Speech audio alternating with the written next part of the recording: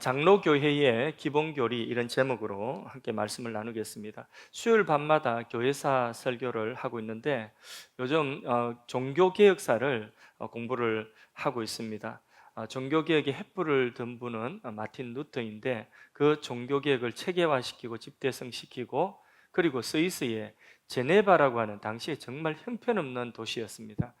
정말 냄새나고 도덕적으로나 환경적으로 정말 냄새나고 더러운 그런 도시였는데 그런 스위스의 제네바라는 도시에 하나님 주신 진리의 말씀으로 종교개혁을 그 도시 전체를 개혁하여서 정말 하나님의 도성이라 할 만큼 그렇게 거룩한 도시로 깨끗한 도시로 그렇게 개혁을 성공해낸 종교개혁자 존 칼빈을 공부를 했습니다. 관심 있는 분은 수요 예배 영상을 찾아보시면 그러면 도움될 것 같습니다. 이 칼빈이라고 하는 사람은 원래 프랑스 사람이었습니다. 프랑스는 구교, 카톨릭이 굉장히 강하기 때문에 신교, 종교개혁 신앙을 가진 사람들 박해를 했거든요.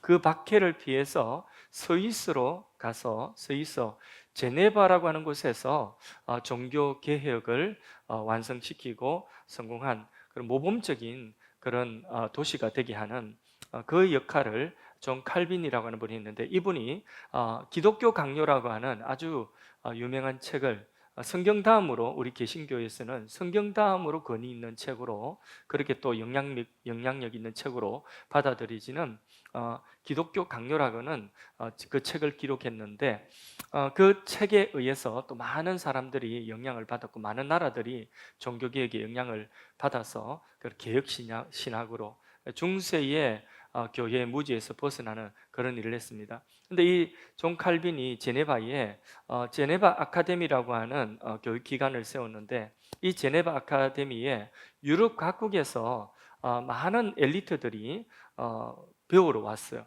그래서 거기서 칼빈의 개혁주의 신학을 배우고요. 그 개혁주의 신학에 근거한 학문을 배웠습니다.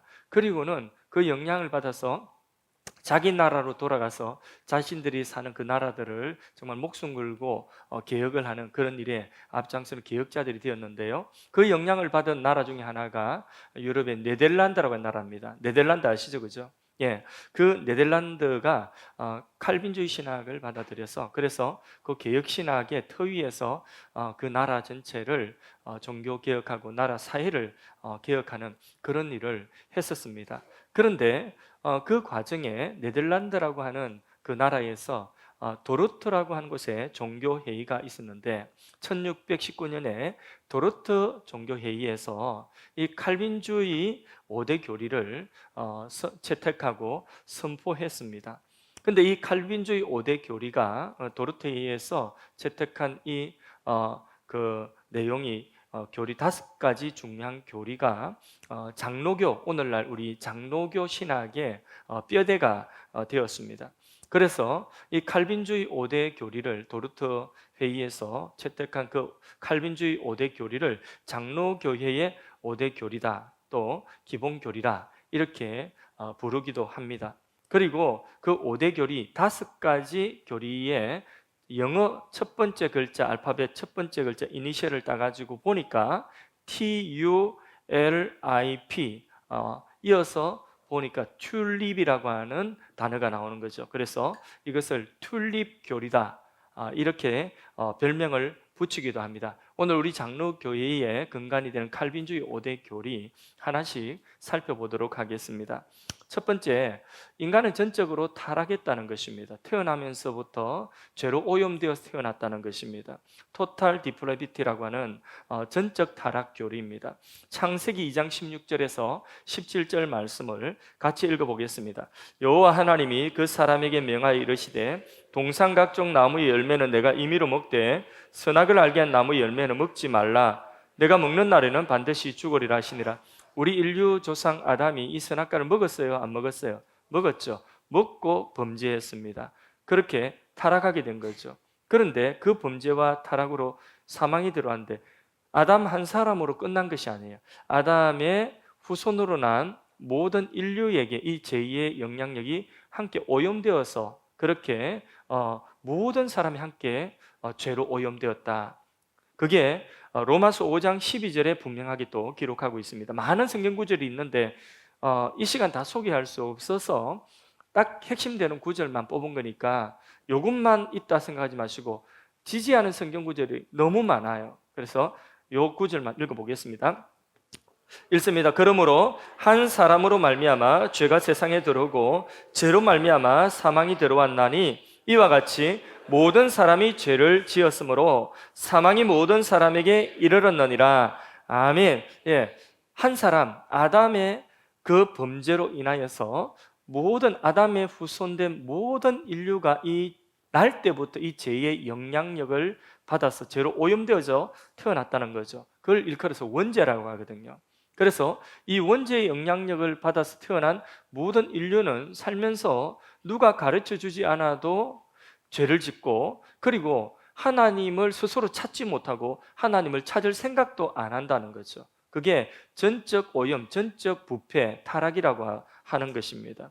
성경은 그런 타락한 인간의 모습을 성경엔 적나라하게 보여주는데, 그 성경에 보니까 하나님을 그 마음에 두지 않고 찾지 않는 그 부패한 마음 속에서 나오는 게 온갖 음란과 폭력과 그리고 시기와 다툼과 전쟁과 무자비한 것과 불효와 하여튼 많은 것들이 그 속에 나오는데, 이러한 죄는 사람이 가르쳐 주지 않아도, 특별히 배우지 않아도 그냥 익혀진다는 거죠.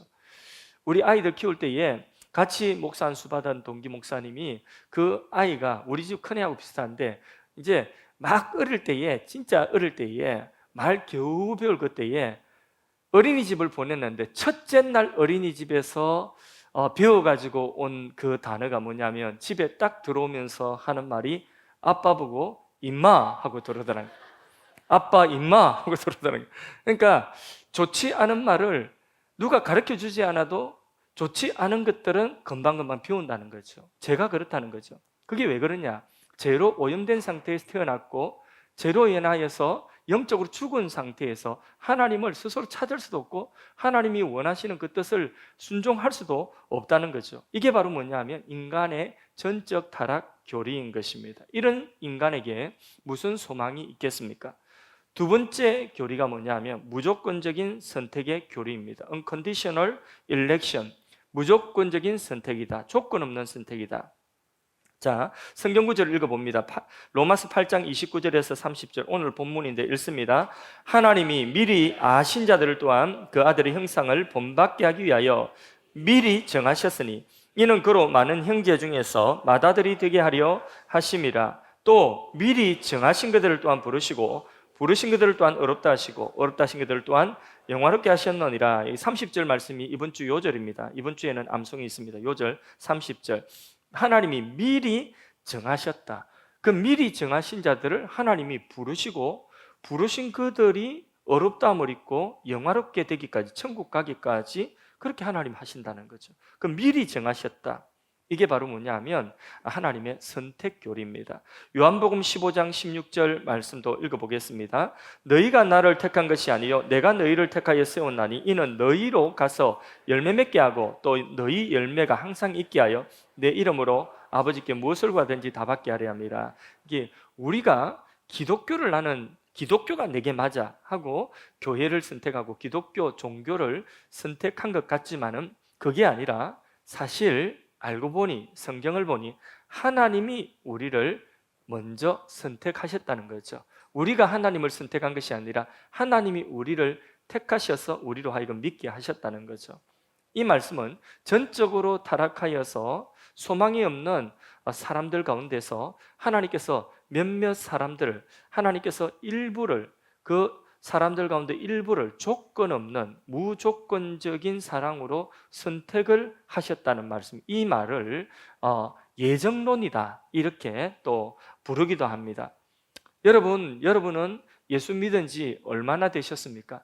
아까 우리 그 영상 인터뷰에 나온 세 가족은 3개월 정도 되었다는데, 참 3개월 정도 되었는데 하나님이 은혜를 주시니까 그 은혜에 누가 시킨 것도 아닌데 세 가족 환영팀에 들어가셔서 아직도 세 가족인데, 근데 이게 뭐 이렇게 그 뭐라 앞치마 같은 거 입고 그리고 새로운 새 가족을 섬기는 일에 아주 헌신적으로 그렇게 섬기고 있습니다. 은혜를 막 받고 계시거든요. 자, 3개월 된 분이 있습니다. 그리고 또 어떤 분은 30년 된 분이 있습니다. 3개월과 30년 차이가 많이 나죠, 그죠? 엄청난 차이가 나는 것 같죠? 그런데 그 30년 믿었다 할지라도 나는 혼자 믿고 우리 집안에 아무도 안 믿는다. 가문에 아무도 안 믿는다. 30년 믿었는데 명절 때 되면 영적 전쟁이다. 나 혼자 믿기 때문에. 이런 분도 있죠. 외롭죠, 그죠? 외로운 삶을 오래 살고 있습니다. 그런데 그런 분들이 부러워하는 것이 뭐냐 하면 3대, 4대, 5대째 믿는 가문. 저희 목사 동기 되시는 분들 가운데서 처음 믿는, 자기 때에 믿어서 목사 된 분들이 있거든요. 이런 분들은 기도의 훈이나 이런 영적인 배경이 되게 빈약해가지고, 그래서 저를 굉장히 부러워하는 그런 분들도 많이 있습니다. 그래서 5대째 믿고 3대째 믿고, 어떤 분은 3개월 믿은 지 3개월 됐고. 자, 우리 구원의 뿌리가 그러면, 자, 3개월 된 분은 구원의 뿌리가 3개월 된 것입니까? 30년 됐으면 30년 된 것입니까? 3대째 믿었으면 3대째 된 것입니까? 분위기 아니라고 보니까 뭐 이렇게 흔드는 거 보니까 분위기 눈치챘어요.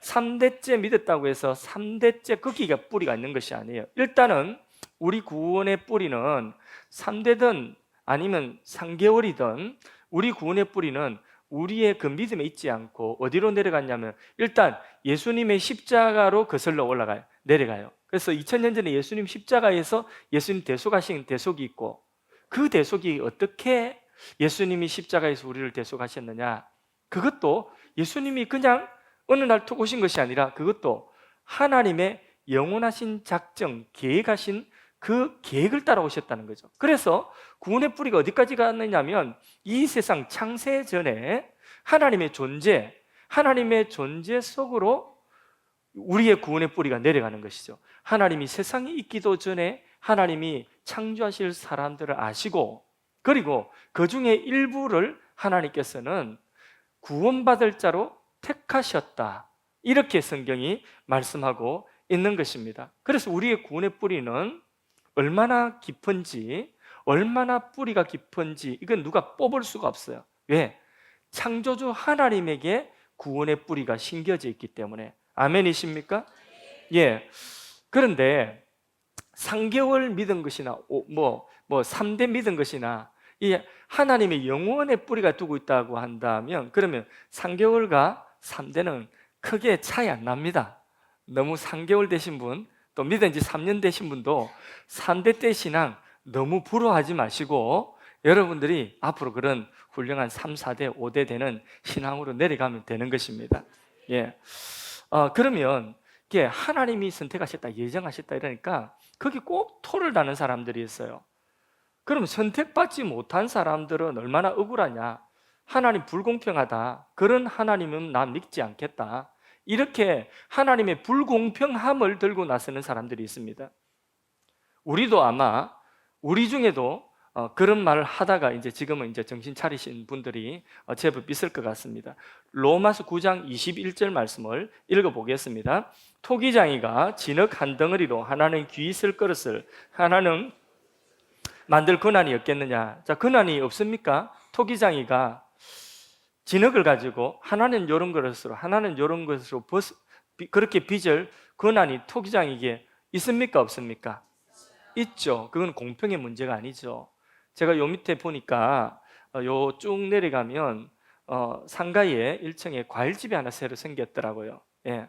그 과일집이 생겼는데 지나오다 보니까 그 과일집 앞에 이렇게 과일 바구니가 참외도 담아놓고 수박도 담아놓고 바나나도 담아놓고 이렇게 담아놨는데 보니까 아주 저렴해요. 물건도 좋은 것 같아요. 제가 광고를 한 건 아니지만은 가셔가지고 우리 목사님이 이야기했다고 전도하시기 바랍니다. 그래서 제가 이 보다가 저 집에 사람한테 허락을 받고 그래서 제가 이제 뭘 살까 하다가 참외를 선택을 했습니다. 그래서 결제하고 참외를 사가지고 왔습니다. 그러면 수박이 왜 나는 선택해 주지 않냐 하고 수박이 그걸 불평할 건 아니죠, 그죠? 이거는 내가 참외를 선택할지 수박을 선택할지 이것은 나의 자유예요. 나는 그런 권리가 있어요. 그렇죠? 하나님은 창조주신데 하나님이 창조하신 사람들 가운데서 일부를 하나님께서 택한 것으로 하나님이 택하실 그런 권리가 창조주 하나님에게는 그런 주권, 그런 자유가 있습니다. 이거는 공평과 불공평의 문제가 아니에요. 이 선택은 공평과 불공평의 문제가 아니라 이것은 주권, 자유의 문제예요. 하나님의 주권과 하나님의 자유의 문제예요. 이것은 믿지 않는 사람들은 이 하나님의 선택, 이 예정에 대하여서 불평하고 그리고 자신이 믿지 않는 그런 하나님이라면 나는 믿지 않겠다고 그렇게 믿지 않을 거부할 이유로 그렇게 될 수는 있을지언정 예수를 믿는 우리들은 이 하나님의 선택에 힘입어서 그 은혜의 뿌리를 두고 우리가 구원받았다면 우리는 이 선택 교리를 감사해야 되는 거예요. 그리고 하나님께 영광 돌려야 되는 것입니다. 한번 생각해 보세요. 오늘 우리 이 세상 밖에 나가보면 많고 많은 사람들, 넓고 넓은 우주 속에 우리보다 훨씬 더 잘난 사람들 많고 우리보다 훨씬 더 양심적인 사람 많아요. 우리는 사람 안 보면 그냥 건널목도 휙 지나가기도 하고 이러지만은 물론 안 그러신 분들이 많지만은 그러나 어떤 사람은요 교회를 안 다녀도 우리보다 훨씬 더 깨끗한 양심을 가지고 착하게 사는 사람 많습니다. 인품적으로 훌륭한 사람 많습니다. 그런데 그 많고 많은 사람들 가운데서 못나고 못난 나를 성질도 좀 그렇고 좀 못난 나를 하나님 택하셨다는 것 자체가 그것이 은혜입니다. 하나님께 감사할 제목이죠. 넓고 넓은 우주 속에 있는 율동합니다. 많고 많은 사람들 중에 구원받고 보호받는 이 몸, 이게 저의 율동이 예, 우리가 이 사랑을 넓고 넓은 우주 속에 많고 많은 사람들 중에 이 사랑을 입었다는 것, 이 택함을 입었다는 것, 간택함을 입었다는 것이 우리로서는 은혜예요.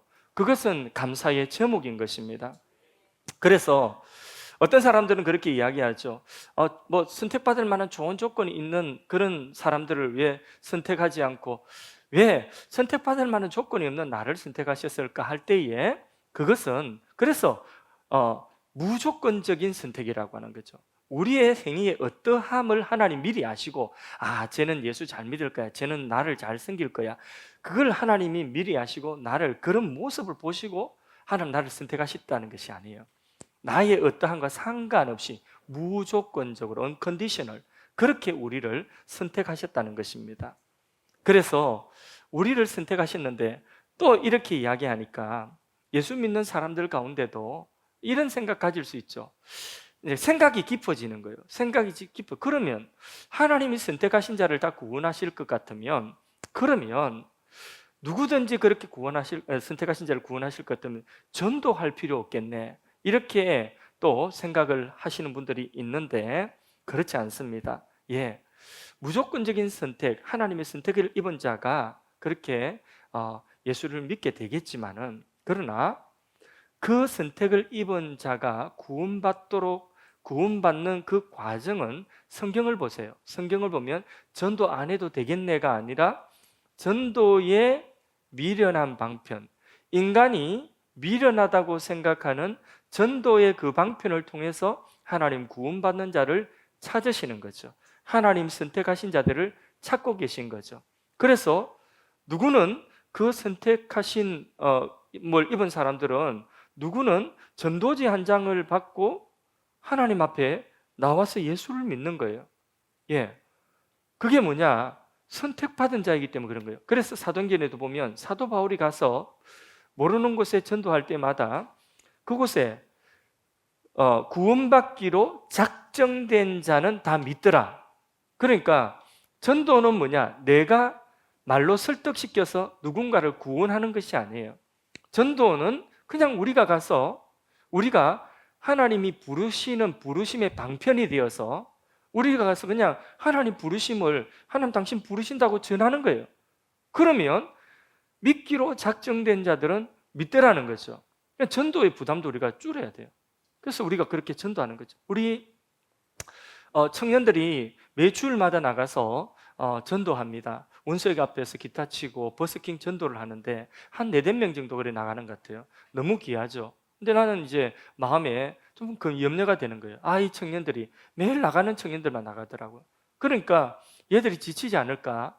지쳐서 또 낙심하지 않을까? 이런 생각이 계속 들더라고요.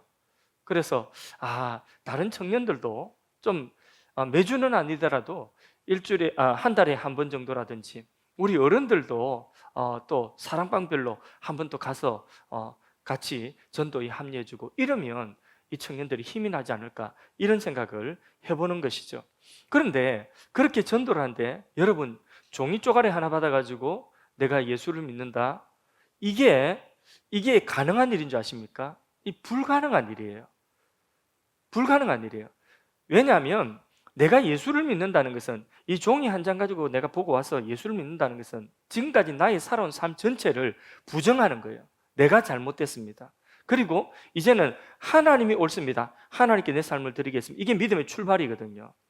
내 지금까지 살아온 내 인생 송두리째 부정을 해야 되는데 종이 쪼가리 하나 가지고 되겠습니까? 아무리 거기 잘 기록했다고 할지라도 그것 가지고 되는 것이 아니에요. 하나님의 택하심이 있는 자가 그 부르심에 응답하는 것입니다. 그래서 그렇게 두 번째 교리는 뭐냐면 무조건적인 선택. 그래서 우리는 이 자리에 예수 믿고 구원받고 앉아 있다면 우리 모두가 하나님께 무조건적인 선택의 은혜를 입고 있는 줄로 믿습니다. 그럼 질문 하나 하겠습니다. 예수님이 십자가에서 우리를 위하여 십자가에서 속죄하셨죠. 그죠? 예수님의 십자가의 속죄는 그것은 온 인류를 위한 속죄이다. 아니다. 선택받은 우리를 위한 선택이다. 자, 1번, 2번. 예. 1번이 모든 사람들을 위하여 속죄하셨다. 예, 보편적인 속죄론이에요. 그런데 2번은 선택받은 자를 위하여서 예수님 십자가에 죽으셨다. 이거는 제한적인 속죄론이에요. 우리 장로교회는 제한적인 속죄론의 교리를 받아들입니다. 왜? 성경이 그렇게 말씀하고 있기 때문에 Limited Atonement. 요한복음 10장 11절 말씀 읽습니다. 시작. 나는 선한 목자라. 선한 목자는 양들을 위하여 목숨을 버리거니와. 예. 양들을 위하여 목숨을 버리는 선한 목자 누구죠? 예수님이죠. 근데 어떤 양들을 위하여 목숨을 버리냐면 상관없는 양이 아니라 예수님께 속한 양, 예수님의 양을 위하여서 생명을 바치는 선한 목자라고 말씀하고 있는 거죠.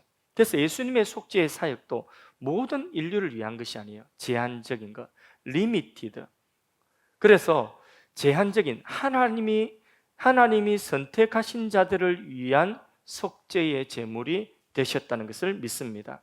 그런데 아까 이야기했던 네덜란드에서 그 당시 종교개혁 당시에 칼빈의 신앙을 받아서 개혁을 하고 있는데 여기에 이 예정론에 대하여서 못마땅한 사람이 있습니다. 그래서 거기에 항변하는 사람들이 있었는데 그 대표적인 사람이 누구냐면 알미니우스라고 하는 사람입니다. 이 알미니우스라고 하는 사람은 아니다. 보편적인 속죄. 예수님은 모든 인류를 위하여서 속죄하셨다. 그래서 그 보편적인 속죄론을 믿는 교파가 감리교파 여러 교파들입니다. 이 보편적인 속죄론. 그런데 이것이 참 옳은 것 같고 참 범위가 넓은 것 같은데 그런데 여기에 성경이 말씀하고 있는 그 말씀을 보면 함정이 있어요. 왜냐하면 모든 인류를 위하여서 예수님이 속죄하셨다. 그런데 모든 인류를 위한 속죄를 어떤 사람은 받아들이고 어떤 사람은 받아들이지 않는 사람이 있다. 그래서 받아들이는 사람이 구원받는다. 맞는 것 같죠? 맞는 것 같죠? 그죠? 다 지금 따라오고 계시죠? 맞는 것 같죠? 예. 거기까지 맞아요. 그런데 거기에 그 뒤가 있어요. 그 뒤가. 그 믿는 그 믿음도 하나님 주신 은혜라고 하는 거죠. 근데 거기까지는 조금 이따가 이야기하고, 일단 자, 믿고 예수님이 모든 사람 보편 모든 사람을 위하여서, 인류를 위하여 십자가에서 죽으셨다 하면, 그러면 그게 이제 보편적인 속죄인데, 그것을 알미니우스는 또 뭐라고 하느냐? 그러면 그 속죄의 교리를 받아들이는 사람이 구원받는다. 받아들이지 않고 거절하면, 그러면 구원받지 못한다. 그러면 그대로 하면 구원의 결정권은 누구에게 있는 거죠? 구원의 결정권은 받아들이는 인간에게 있는 거예요. 나에게 있는 거예요. 그래서 그 구원의 최종적인 결정은 인간이 하게 되는 것이죠. 그런 함정이 있는 것이죠. 그래서 이 보편적인 속죄론이 아니라 성경 말씀대로 내 양이 나의 음성을 듣고 나를 믿는다고 했고, 또 내 양을 위해서 예수님께서 선한 목자가 내 생명을 버린다고 했으니까 제한적인 리미티드, 하나님이 작정하신 자들을 위한 속죄. 그래서 예수님의 그 십자가의 속죄의 효력은 하나도 헛된 것이 없다는 거죠. 예. 그래서 마지막 믿는 그것까지도 누구에게 영광을 돌리느냐면 내가 자랑할 것이 없고 하나님께 영광을 돌리게 되는 것입니다. 여기서 이게 보편적인 속죄론에서 조금 더 나갔어요. 미국이나 유럽과 같은 이 서구 기독교 국가들이 조금 더 나가서 보편 구원론까지 이야기를 합니다. 그래서 지옥에 대해서 이야기하지 않습니다. 사랑이 많으신 하나님이 지옥을 만드실 리가 없다. 그래서 지옥까지 않는다. 그건 보편 구원이에요. 왜? 예수님이 보편적인 속죄를 했기 때문에, 그냥 모든 사람의 죄를 다 속죄했다. 하나님 사랑이시다. 듣기 좋죠.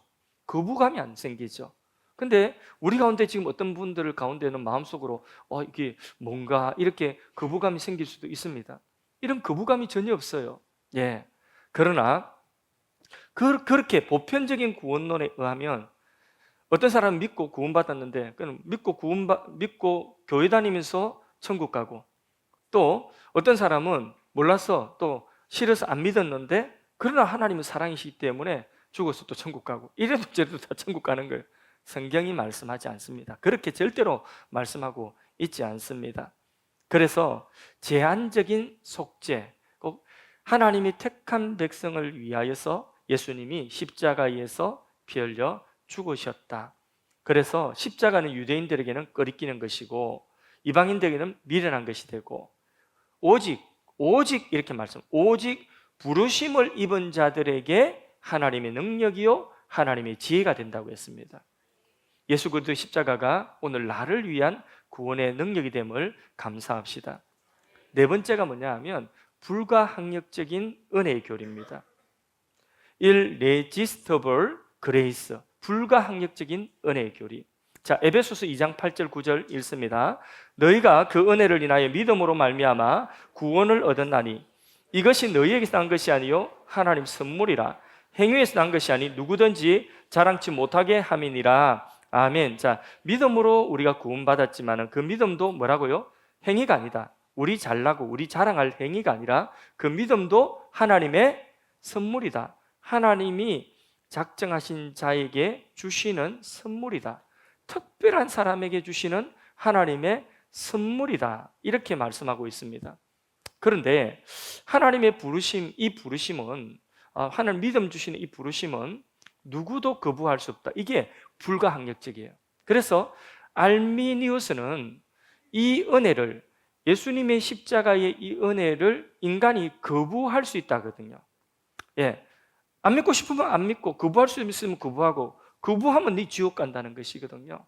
예, 그런데 이 은혜는 불가항력적인 은혜다. 예, 거부하다가도 하나님이 부르시는 그 부르심 앞에 불가항력적으로 도무지 거부할 수 없어서 받아들이고 믿게 되어지는 그런 은혜의 선물, 그걸 불가항력적인 은혜의 선물이라고 합니다. 만약에 은혜가 내가 그 은혜를 받지 않겠다고 거절을 할 수 있다면 언제든지 우리는 하나님께 반항하고 나 하나님 싫어요 이러면 금방 또 우리 구원은 저 지옥으로 떨어지게 되는 것입니다. 죽을 때까지 불완전해요. 불가항력적인 은혜의 대표적인 사례가 성경에 사도 바울 같은 분들, 자, 핍박자고 그리고 교회를 박해했던 사람 아닙니까? 엄청나게 박해했던 사람이에요. 이 사람이 다메섹 도상, 다메섹으로 가는 길에서 부활하신 예수님 만나 그분의 음성을 들었죠. 그리고 어떻게 됐어요? 거부할 수 없는, 한거할 수 없는 그분의 영광 앞에서 그냥 꼬꾸라졌죠. 그리고는 사도가 되고 순교의 제물까지 되었죠. 이게 뭐냐? 하나님의 거부할 수 없는 은혜예요. 사도 바울이 믿음을 가진 거죠. 바울이 믿음을 가진 거예요. 이런 사람이.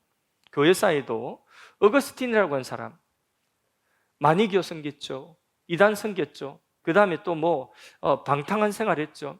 그렇게 방탕한 생활하다가 어느 날 골목에서 아이들이 뛰놀고 있는데 책을 들고 펼치라는 아이들이 뭐라 조잘거리는 소리가 그냥 자기 귀에 확 꼽혔어요.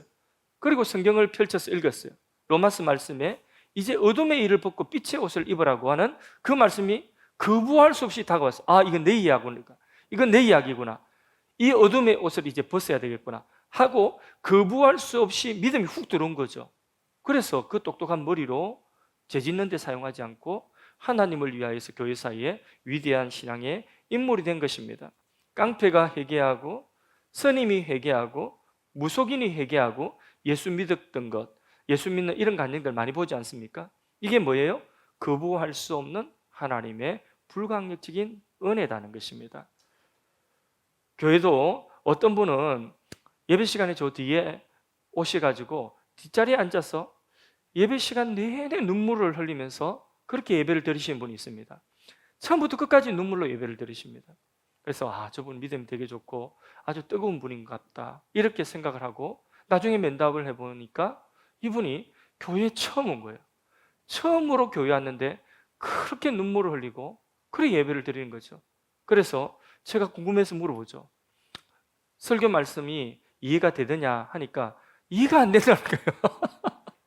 설교 말씀 못 알아듣는다는 거예요. 하나도 못 알아듣겠다 심지어는. 그런데 눈물이 나요. 마음이 편해요. 믿어지는 거죠. 하나님 믿어지는 거예요. 그게 뭡니까? 불가항력적인 은혜예요. 어떤 분은 예배당에 앉아가지고 이 꽃꽂이에 꽃을 보고 그냥 꽃만 보고도 눈물이 나고 현수막 보고도 눈물이 나고 바깥에 있는 현수막 보고 눈물이 나고 이게 뭐예요?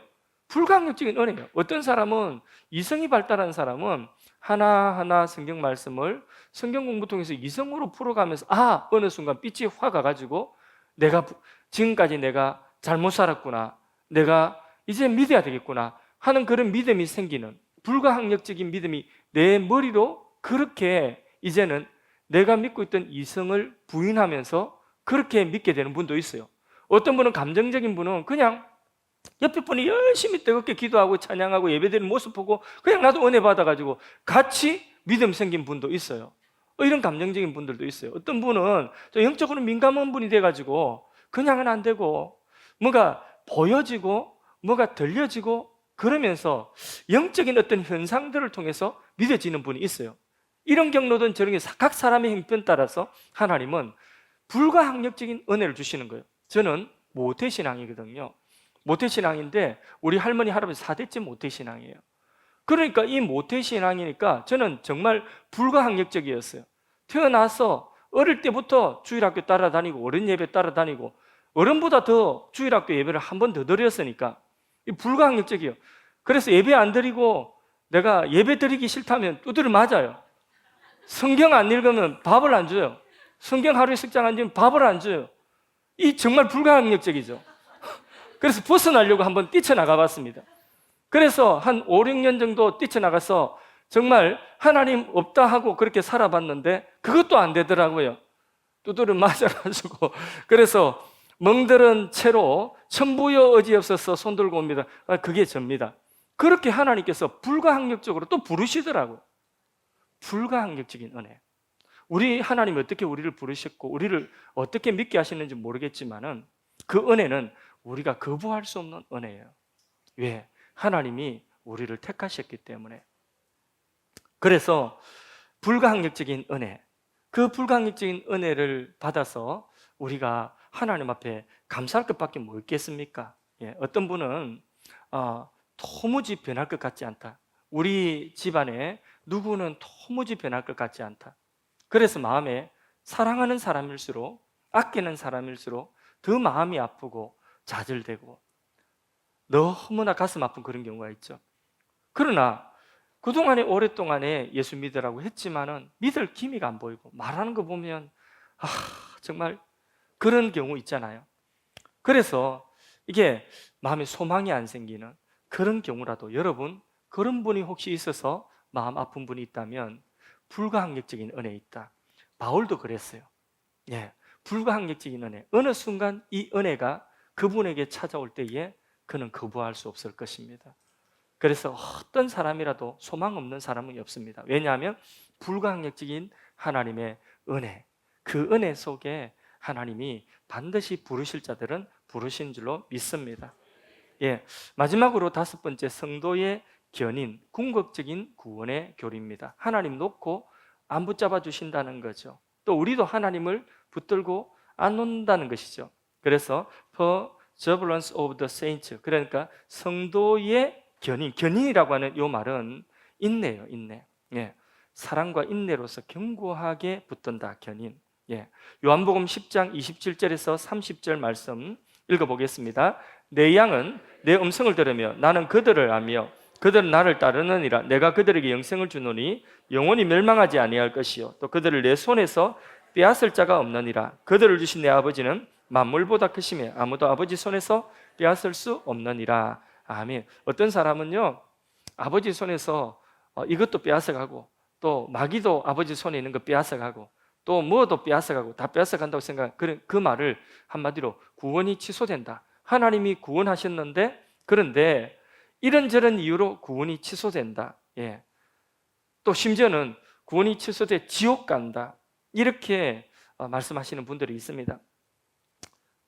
그 지옥 간다고 말씀을 함부로 그렇게 하시는데, 그런데 이 교리가 얼마나 못마땅했던지, 심지어는 이 교리를 강력하게 주장하고 영향 미쳤던 칼빈 같은 분도 지옥에 갔다 이렇게 말합니다. 그건 네가 어떻게 하냐? 자기가 지옥 가봤다는 거죠. 무식하면 용감하다고, 핏대나 세우지 말지, 핏대까지 세워가면서 막 그렇게 이야기합니다. 그런데 여러분, 하나님의 손에 있는 자를 누가 빼앗아갑니까? 하나님이 구원하셨는데 하나님의 부르심에는 후회가 없습니다. 실수다, 내가 하나님이 내가 잘못 알았네, 내 얘를 잘못 봤네, 이런 것은 없습니다. 하나님의 부르심에는 실수가 없습니다. 후회도 없습니다. 그러면 어떤 사람이 열심히 교회 다니다가 교회를 떠났어요. 교회 안 다니고 그리고 신앙을 버린 것 같아요. 그러다가 버린 채로 죽었어요. 그러면 그 사람 전에 교회 다니고 집사도 하고 뭐 교회 전도회도 하고 많이 했는데, 여러분 성경을 보면요, 마태복음 22장 14절에 보면 청함을 받은 자는 많되 택함을 입은 자는 적으니라. 예, 교회 안에 청함 받은 자, 우리 모두가 청함을 받았기 때문에 이 자리에 있는 거예요. 그러나 우리 가운데도 택함을 입은 자도 있고 택함을 입지 못한 사람이 있을 수가 있다는 것입니다. 교회 다니다가 어느 날 신천지로 내빼버렸어요. 신천지는 여러분, 연세 많으신 분들 전도 안 해요. 신천지는 이 땅에서 영생불사예요. 죽으면 자기들 교리가 손상돼요. 그렇기 때문에 이제 연세 많으셔서 병든 분들, 이런 분들은 전도 안 합니다. 젊은 사람, 싱싱한 사람들만 전도합니다. 어쨌든 신천지 어느 날 내빼버려, 막 입이 쭉 나가지고 불평하고 이러더니 막 교회 갔더니 목사 갔더니 이랬었더니만은 그냥 신천지로 넘어가 버렸어요. 그래 신천지 가가지고 거기서 그냥 그렇게 살다가 죽었어요. 그러면 그 전에 열심히 하고 성가대도 하고 뭐도 하고 했는데, 근데 신천지 가서 죽었어요. 이 사람 어떻게 됩니까?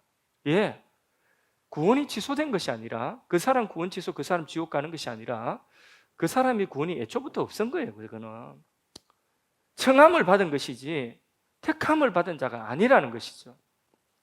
그래서 교회 안에는 성경이 말씀한 대로 좀 불편한 이야기지만은 알곡이 있고 가라지도 있습니다.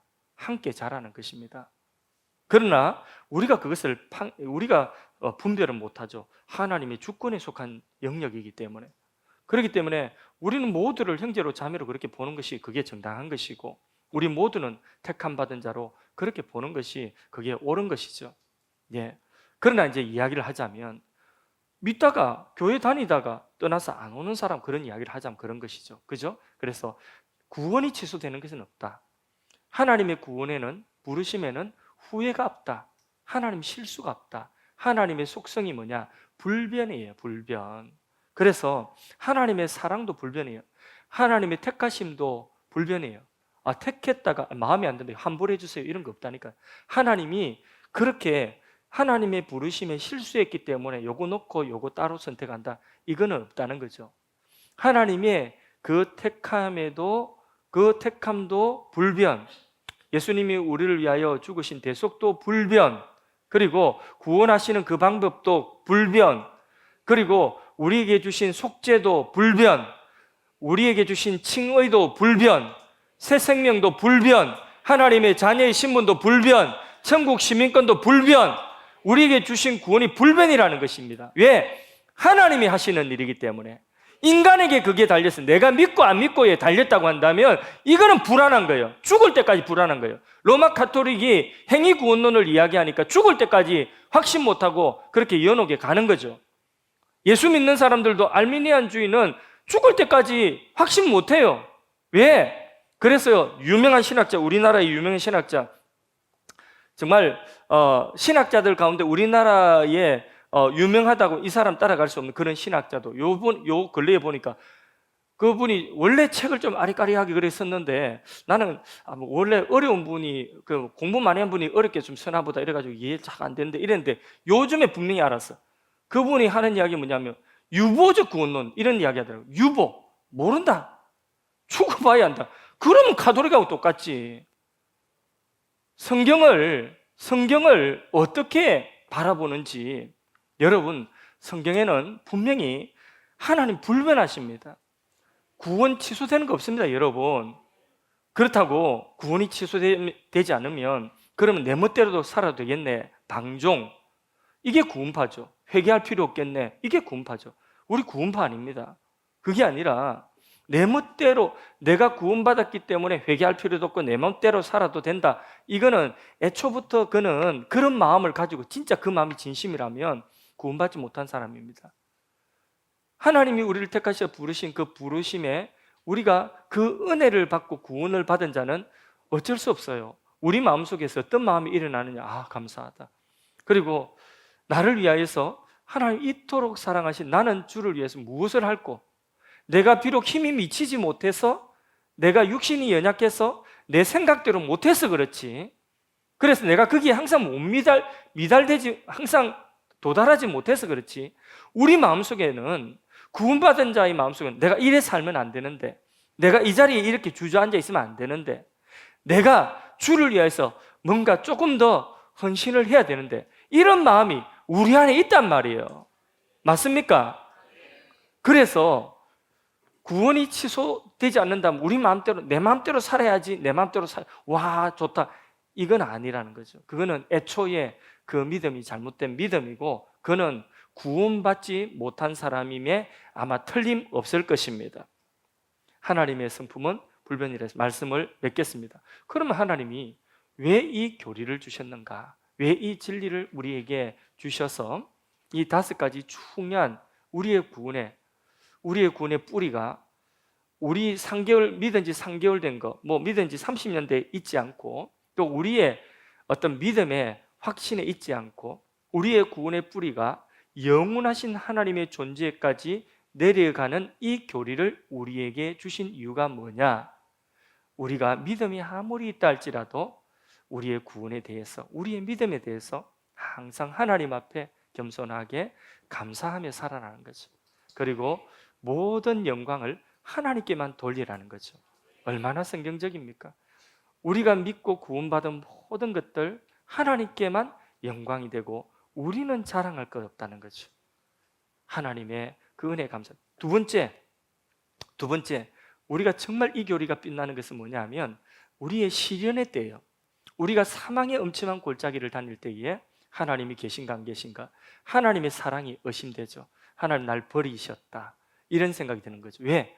내가 지금 절망 가운데 있으니까, 깜깜한 어둠 가운데 있으니까 하나님이 나를 사랑하지 않아, 나를 버리셔서.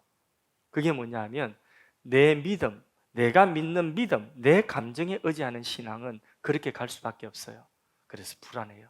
그러나 우리의 신앙, 우리의 믿음의 뿌리, 우리 구원의 뿌리가 저 밑에 하나님의 예정이 있다면, 그 깊은 뿌리라면 우리는 어떤 순간에도 불변하신 하나님 나를 버리지 않고 나를 사랑하고 있다. 그래서 그 하나님 나를 버리시지 않는다. 그러면 뭐예요? 이 시련은 뭐예요? 하나님이 이 시련을 통해서 나를 성장시키고 나를 더 존귀한 자로 만드시기 위해서. 예. 그래서 우리의 시련에 인생에 참 남이 안 당하는 그런 시련을 내가 당한다고 한다면, 그런 하나님이 특별히 우리에게 주신 선물로 생각하면 틀림없습니다. 왜? 그것으로 내가 망하지 않기 때문에, 그것 때문에 오히려 내가 더 존귀한 자가 되고 더 귀한 사람 될 수 있기 때문에. 하나님은 끝까지 우리를 버리지 않습니다. 왜? 하나님은 변함이 없는 분이십니다. 그러므로 우리는 하나님께 감사하고, 우리의 입술에 뭐가 그렇게 원망스럽고 뭐가 그렇게 불평이고 뭐가 그렇게 부정적인 생각으로 가득 찼는지, 우리가 이 깊은 뿌리의 구원을 생각하고 하나님 앞에 감사하고 찬송, 만입이 있어도 찬송하기에도 부족한데, 뭐 그래 불평이 많고 뭐 그래 원망이 많고 뭐 그래 부정적인 것이 많습니까? 우리 인생 어떤 시련 만나도 우리 부정적이면 안 됩니다. 그 가운데서 행여라도 하나님 원망하지 마시고 하나님 앞에 감사할 수 있기를 바랍니다. 그럴 때에 하나님은 우리를 통하여서 더 큰 일을 이루시는 줄로 믿습니다. 말씀드렸죠. 하나님은요, 우리를 사랑하시기 때문에 최악의 상황이라도 최선으로 만드실 수 있는 분이십니다. 한판, 업어치기만 한 판 있는 게 아니에요. 하나님이 한 판 그냥 업어치시면 끝나는 것입니다.